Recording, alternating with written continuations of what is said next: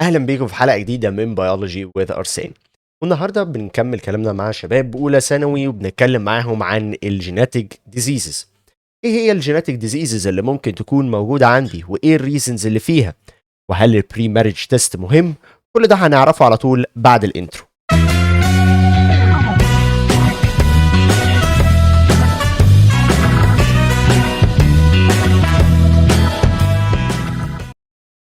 دلوقتي الجيناتيك ديزيزز اللي موجودة عندنا أشكال كتيرة وأنواع كتيرة، ولكن خلينا نفهم نقطة معينة. ازاي الجيناتيك ديزيزز دي بتحصل؟ عشان نفهم كده لازم نعرف ايه الكاري تايب بالنسبة للميل والفيميل ونرجع نفتكره مع بعض تاني.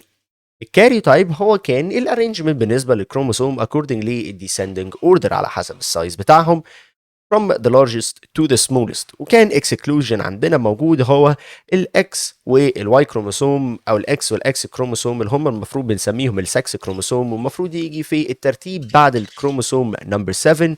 دلوقتي هم محطوطين في البير نمبر 23.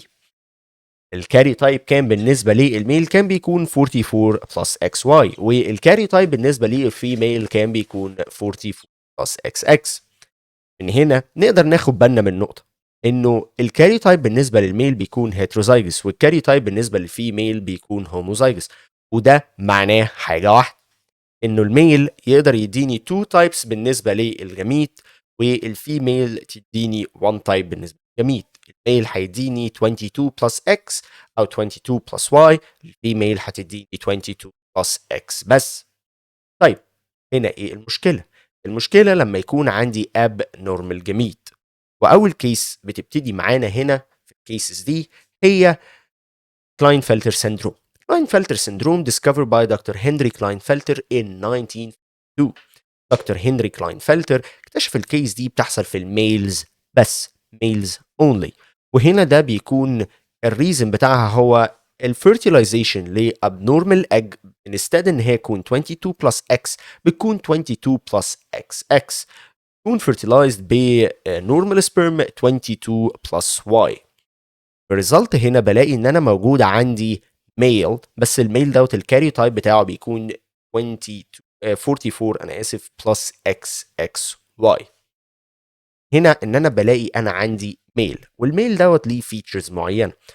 1 انه الميل ده بيكون infertile، مش بيقدر يخلف، مش بيقدر ان هو يعمل sperm production، لانه السيلز اللي المفروض ان هي تكون responsible عن السبرم برودكشن مش موجوده عنده. بيكون في mental retardation، بيكون في tallness excessive growth بالنسبه لللمس اللي موجود عنده، سواء ايديه ورجليه بتكون اطول من الاعتيادي، وبيكون في appearance ل feminine characteristics، بيكون بعض المظاهر الانثويه بتبان عليه. الكيس التانية اللي موجودة عندنا هي تيرنر سندروم، وتيرنر سندروم برضو كيس تانية، بس الكيس دي limited mainly للفيميلز بس، وبيكون موجود عندي فيميل، والفيميل دي كاري تايب بتاعها بيكون 44 بلس اكس 0. يعني ايه اكس 0؟ من هنا نفهم ازاي الكلام ده بيحصل. بنلاقي ان الكلام ده بيحصل لما يكون عندي انا abnormal egg بيكون 22 بلس 0، مفيش عندها اي اكس كروموسوم، بتكون fertilized by sperm 22 plus X. الريزلت هنا زي ما قلنا هتكون 44 plus X0. 44 plus X0 دي معناها ان هي فيميل، بس الفيميل دي سيئة الحظ جدا. فيميل مش هتوصل للبيوبرتي ستيج لان بتكون missing a lot of hormones. بتكون فيميل عندها mental retardation shortness، بيكون فيميل ويك عندها congenital heart وكدني disorder، يعني عندها مشاكل في القلب وعندها مشاكل في الكلية، بتوصل لان هي عندها فشل كلوي تام، وقبل ما توصل سن 12 سنة بتكون البنت دي متوفية بسبب المشاكل الكتيرة جدا اللي بتكون عندها. الكيس التالتة وهي الأشهر عالميا هي الداون سندروم. داون سندروم او المونجوليزم، او زي ما بتتعرف بالساينتفك نيم بتاعها ترايسومي 21. والاسم هنا ترايسومي 21 جاي لان هنا بيكون عندي المشكله مش موجوده ولا في اكس ولا في واي كروموسوم، هي موجوده في السوماتيك كروموسوم نمبر 21. instead of having two normal copies، بدل ما يكون عندي 2 كوبي عادي خالص زي اي human أنا هنا بيكون عندي 3 copies. من هنا جاء الاسم trisomy discovered by Dr. داون في منطقة منغوليا، عشان كده اتسمت باسم داون سيندروم أو المونجوليزم، لأن ده أول مرة تم اكتشافها. الديتنج للكيس دي بيرجع ممكن لسنين أبعد بكتير جدا من اللي اكتشفها فيه دكتور داون، لكن طبعا هي اتسمت باسمه لأن هو اللي قدر يفسرها بصورة واضحة إلى حد ما. يعني الكيس اللي بيكون موجودة عندي هنا إن أنا بدل ما بيكون عندي نورمال كاري تايب 44 بلس اكس واي بالنسبة للميل أو 44 بلس اكس اكس بالنسبة للفيميل، بيكون عندي 45 بلس اكس واي أو 45 بلس اكس اكس. خد بالك ده ابنورمال عن الكاري تايب اللي انت متعود عليه اللي هو 44 بلس اكس واي او 44 بلس اكس اكس، وده بيدي لك انديكيشن ان انا هنا عندي كروموسوم زياده. لما جينا عملنا كاري تايب لقينا ان الزياده موجوده هنا في الكروموسوم نمبر 21. الكيس دي تقدر تيجي للميلز او للفيميلز نورمالي، مفيش اي مشاكل ان هي مش هتيجي مثلا لميلز بس او تيجي لفي بس، تقدر تيجي لاي حد في الاثنين بصوره يعني ما فيهاش اي تفرقه بين الجندرز عموما. فبنلاقي انه البيرسون اللي موجود عنده داون سيندروم بيكون عنده appearance معين. نمبر 1 طبعا بيكون شورت، عندنا في شورت فينجرز وشورت توز، بيكون عندي فلات باك اوف ذا هيد، بدل ما الهيد بتكون جايه بكيرف لا تنزل دايركت على طول زي ما تحسها كانها 90 ديجري انجل. وفي نفس الوقت طبعا بيكون عندنا mental retardation، بيكون عندنا narrow eyes، الايز بتكون ضيقه جدا. طبعا بنلاقي ان في تاخر في النطق، تاخر في الكلام، مش بتكون مظبوطه زي الصوره العاديه زي النورمال بيرسون. طبعا بيكون في انواع منها بتكون الكيس سيفير جدا جدا جدا، وانواع منها بتكون يعني الى حد ما بسيطه شويه. النوع التاني من الديزيزز مش مربوط ببروبلمز mainly موجودة في الكروموسومز، ان انا اشيل كروموسوم او ان انا ازود كروموسوم. دي بتكون related بالاكس كروموسوم، والكيس دي احنا بنسميها sex linked traits او X linked traits. السكس لينك تريت او اكس لينك تريتس دي بتكون تريتس موجودة على الاكس كروموسوم، وبنلاقي ان هي موجود عندها شوية اختلافات بسيطة. انه التريت دي مش بتتاثر بالسكس هرمونز، طالما هي موجوده على الاكس كروموسوم الاكسبريشن بتاعها بيكون واجب في حالات. طب ايه الحالات دي؟ الميل زي ما احنا عارفين ان هو عنده 1 اكس كروموسوم والكاريوتايب بتاعه بيكون اكس واي، فده معناه ان لو حصل اي مشكله في الاكس كروموسوم المشكله دي هتبان على طول. لكن بالنسبه للفيميل، الفيميل عندها 2 اكس كروموسوم في الكاريوتايب بتاعها 44 بلس اكس اكس، فمعنى كده ان انا لو عندي اكس كروموسوم في بروبلم، الاكس كروموسوم التاني شغال عادي مفيش اي مشاكل، والكيس دي بيتقال عليها كارير. لكن لو الاثنين اكس كروموسوم فيهم بروبلم، هنا بيتقال على الفيميل دي ان هي انفكتد او ان هي عندها المشكله. وعندنا رينج كبير جدا من التريتس اللي موجوده اللي ممكن يكون فيها مشاكل، زي 1 هيموفيليا، نمبر 2 كولر بلايندنس وده من الاشهر، وطبعا عندنا ديزيزز تانية، ولكن اشهر حالتين هما الهيموفيليا والكالر بلايندنس. لما تيجي تبص الكالر بلايندنس هي مشكله انك انت مش قادر تميز الالوان، واشهر كيس انك انت ما بتقدرش تميز ما بين اللون الاخضر واللون الاحمر. وهيطلع عندك دلوقتي في الصوره ايه المشكله دي. لما بنيجي نروح اختبارات السواقه بيتسال الشخص اللي بيسوق هل انت قادر تميز ما بين مجموعه من الارقام والحروف موجوده في كونتراست كولرز ودرجات مختلفه من الاحمر والاخضر. لو البني ادم دوت الانسان دوت الشخص دوت مش قادر يميز ما بين الالوان، طبعا بيتقال ان هو كولر بلايند او عنده عمى الوان. صوره مبينه لك هنا مجموعه من الارقام ومجموعه من الحروف، تمام، فيهم مشكله. طبعا لو انت مش قادر تميز ما بين الحروف اللي موجوده في الصور دي يعني indication مش لطيف، انت ممكن يكون عندك كولر بلايندنس، فحاول تركز شويه. الكيس التانية هي الهيموفيليا. والهيموفيليا هو انه الدم ما يبقاش عنده ميسنج انزيمز كتيره وميسنج بارتس كتيره بروتينز كتيره، ما بيكونش قادر ان هو يميز ما بين او ما بيبقاش قادر ان هو يوقف نفسه، وبالتالي الشخص اللي هيتعور هيفضل ان هو يبليد ويبقى هيفضل ينزل دم. الكيس دي بتكون ليثل جدا وفيتل جدا بالنسبه للولاد الصغيرين، بمعنى انه احنا بنلاقي ان الولاد الصغيرين بيكون عندهم مشاكل كبيره شويه من نوعيه انه اوكي انا بلعب، هتنطط، عايز اتحرك، عايز اعمل اللي انا عايزه، ولكن بنلاقي ان المشكله دي انه اول ما الولد يقع ويتعور هو مش حاسس ان هو عنده مشكله. ايه المشكله؟ ينزل شويه دم. اول ما ينزل دم ويتعور دي بتكون مشكله كبيره لاهله، لان الدم هنا مش بيقف. البارت التاني اللي موجود عندنا من الديزيزز هو ازاي السكس لينكد ديزيز ده بيحصل.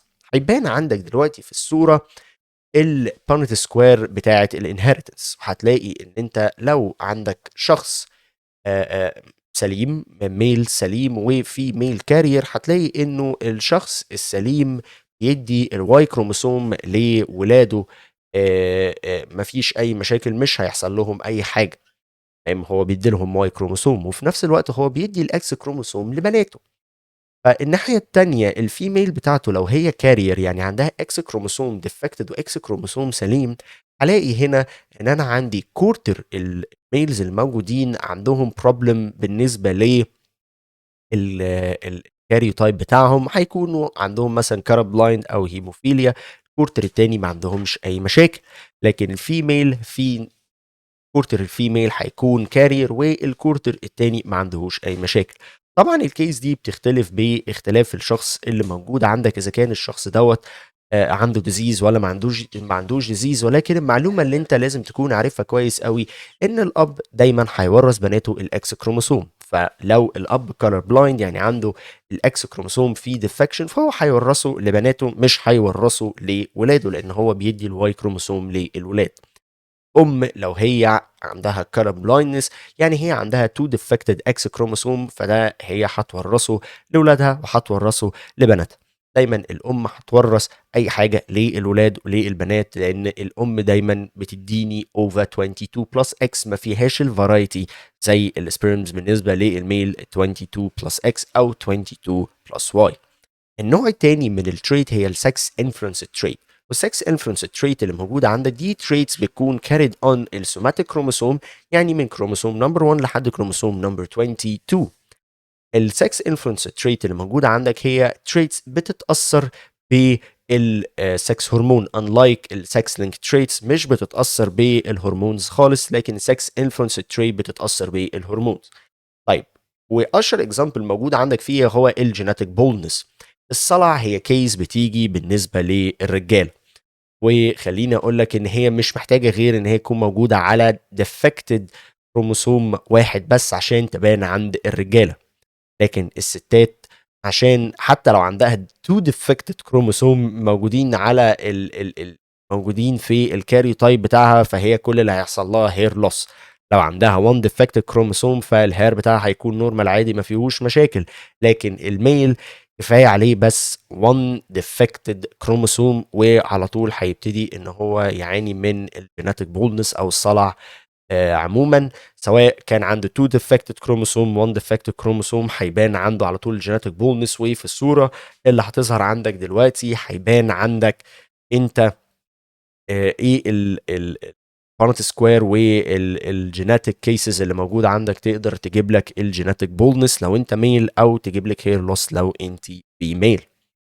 الناحية التانية عندنا في كيس موجودة تانية اسمها السكس ليميتد تريت. والسكس ليميتد تريت هي تريت بتبان بس عند جندر معين من الجندرز، زي مثلا laying eggs مثلا بيجي للفيميل تشيكن. عموما الفراخ الفيميل هي اللي بتبيض.